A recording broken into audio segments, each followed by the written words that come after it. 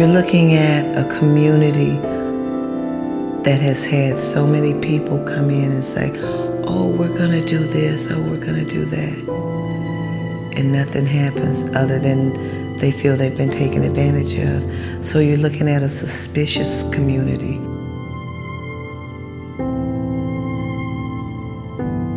The income levels have decreased, and then the mortgage crisis created some serious problems.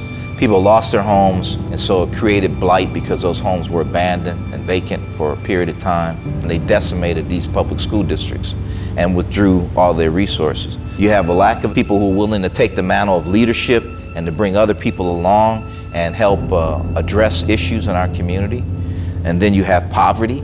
The lack of those resources lead to crime, because the less education you have and the poorer you are, the less responsible a lot of people become, right? And desperate and destitute, and then eventually they have less self-esteem and they get involved with crime.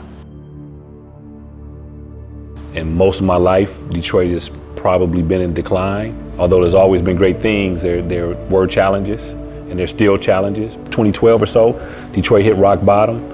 So it's a lot of work to be done, but I'm excited about it. I think a lot of times people just don't see it, they don't know how, and those who do may not slow down long enough to kind of empower people so that they can participate. But I see Life Remodeled as exactly that. It's a place where people who want to get involved can. We're a Detroit-based nonprofit. What we do is neighborhood revitalization. Our mission is to bridge people across divides to help transform each other's lives.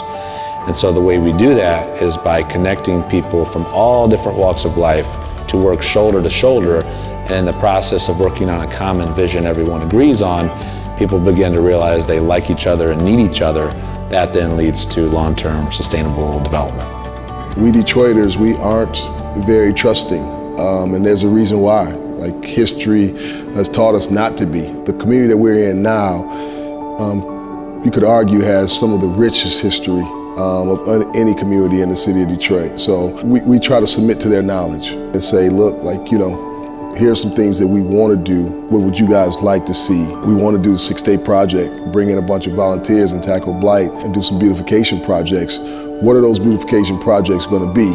Clearing overgrown brush and weeds, getting rid of illegal dumping, boarding up vacant properties, putting signage along the safest routes to and from school, building park benches, bus shelters, planting trees, and really projects that have been identified by the community, what the community wants, where the community wants it, and we're coming alongside them, people from all different walks of life, to do that.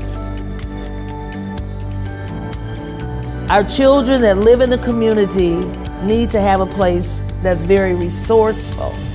They need to have a place where they can learn about how to become entrepreneurs, how to grow vegetables, how to aspire to have a career profession, and Life Remodeled offers all of that. We are standing in a former kindergarten through 8th grade school building that's no longer a school because the school district decided to move all the kids from here to the high school next door.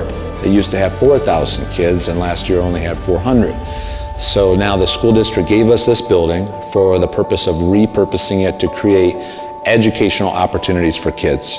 Now we've taken it several steps beyond that to now where it's a hub of opportunity for children, students, and adults. The biggest 3 challenges in Detroit are jobs, education, and crime.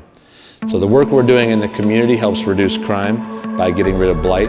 The work we're doing here is very focused on educational opportunities for kids who are in the K-12 school next door. And then the workforce development piece is all about increasing your income and your ability to stay here if you want to stay here when the rents increase, when the property values rise up. We don't want people to be alienated and pushed out of this community and bring in gentrification. That's what we don't want. Talent is evenly distributed around the world, but opportunity is not. And so we need to be in the business of creating opportunity. I see Detroit being fixed, full, and whole. I see this city turning around. I see a rebirth, something that we can all be proud of, in 10 or 20 years.